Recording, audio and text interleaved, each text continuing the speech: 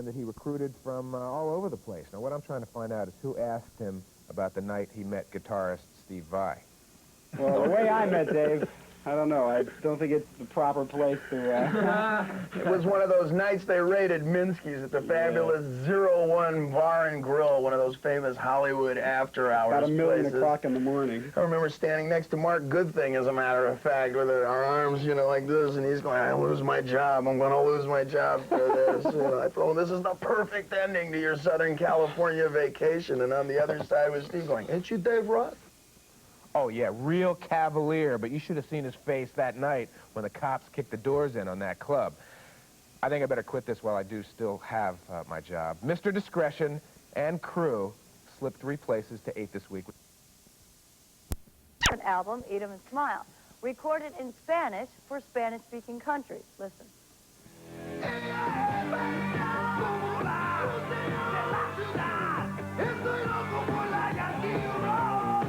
But the title of the album had to lose something in the translation, as David told us in Detroit. I re-recorded the entire album in Spanish, and you can't say eat 'em and smile in Spanish because it has too specific of a meaning. When you say eat 'em and smile in English, it doesn't have just one specific meaning, it has 5. And you're forced to decide for yourself with your own filthy little imagination which one I meant. And of course, depending on what song you're listening to and what side of the album cover you're looking at, you're going to come up with your own variation, and man, that's poetry. Take my word for it, I learned it. It's poetry. When you say it in Spanish, it means just one thing, so we changed it to mean savage smile, sonrisa salvaje. Gracias, Dave. Yes, we'll have a full profile of Dave coming up in 3 weeks from tonight. Well publicized is the breakup of Liz Taylor and Richard Burton. That's right. The headlines, accusations, and name-calling have kept coming well after Eddie and the new Van Halen released their hit album 5150. Well, now, David's debut solo album, Eat 'em and Smile, has been released with his all-new high-octane band. But he can't escape his Van Halen past. Eleanor Mondale reports from Detroit. Give me a bottle of anything. Dave TV. Well, baby, I'm easy, I'm easy, I'm easy, I'm an easy man. Well, baby, I'm easy, I'm easy, I'm easy, I'm an easy man. So come on down and get me, honey, while you can. The Eat 'em and Smile album is David Lee Roth's answer to the musical question, can you make it without Van Halen? It's his first solo LP since splitting up with the group, and Roth has gone all out to put the issue to rest once and for all. He began by assembling a high-octane band behind him. The individuals in it are unique in that they are all a combination of book learning and street smarts. Most rock musicians just get by on the street smarts. You learn to play the Chuck Berry riff, that's good for 30, 40 songs in a row, no problem. I'll even buy them, ask the Stones. So it's like, you know, I've gone all out with these musicians in trying to make something that, again, is the most primal, most basic, most party, most visceral, and at the same time, that has some real texture to it. It has some real musical taste to it.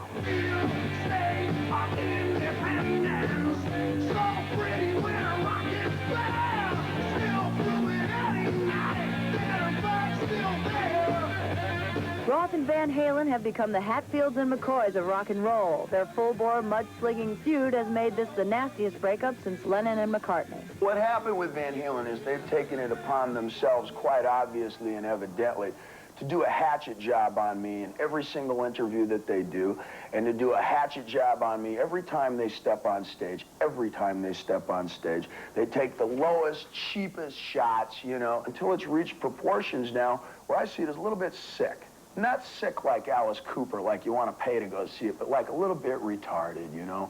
And people say, Dave, why did you leave the band? Because of this kind of dishonesty, this kind of garbage, you know? You turn it into Spinal Tap, and how far is your music gonna go? Roth says part of his differences with Van Halen had to do with their lack of interest in touring, something he enjoys. In fact, he's on tour right now with his new band, and something that is less a concert than an experience, a rock and roll meltdown.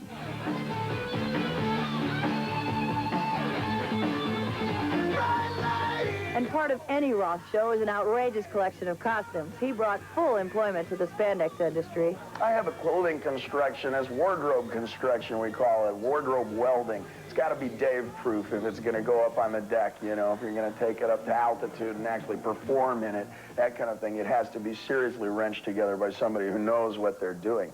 Otherwise, the idea comes from underneath the same cracked and peeling ceiling in a lonely, intense Holiday Inn in Tuna Fish, Wyoming, like all my other ideas. That Roth is Rock's ultimate showman is perhaps best seen in his videos. He's one of the few rockers to really understand the medium, and he uses it not just to showcase a tune, but to give a bizarre and funny Dave's eye view of life. Gentlemen, I'll have a turkey on rye with Swiss. Throw in the rest of the turkey in a bucket of tofu. Will you? We're gonna eat in 3 minutes and 7 seconds. You think you can make it? Go. It's kind of an aberration in the field because I don't think most artists get involved whatsoever with their video beyond sitting on a couch while a guy with a new wave haircut and little string ties says, and then Bobby will pop out of the cake dressed like a... You know, what do you think, Bob? People react to David Lee Roth. You love him or you hate him. There's no middle ground here. He's sometimes arrogant, frequently flamboyant, but you'll never accuse him of being boring. And despite his desire to prove himself without Van Halen, Roth still hasn't lost his reputation as rock's premier good times guy. Is there anything the public doesn't understand about you? Probably the biggest misconception about what we do here, or what I'm about, is that we don't take this music seriously. This music is not kid stuff. As far as making the music serious, yeah, I take this music dead serious, and I take what I do very, very seriously. But I have a dang good time doing it, doing it, doing it, doing it, doing it, doing it. Well, Dave, we had a dang good time interviewing you. And we'd love for you to perform on our show, but every time we call the number you gave us, we get some Holiday Inn clerk in Tuna Fish, Wyoming, and Dave, this guy, says he never heard of you. So look, we know you're out there watching. How about...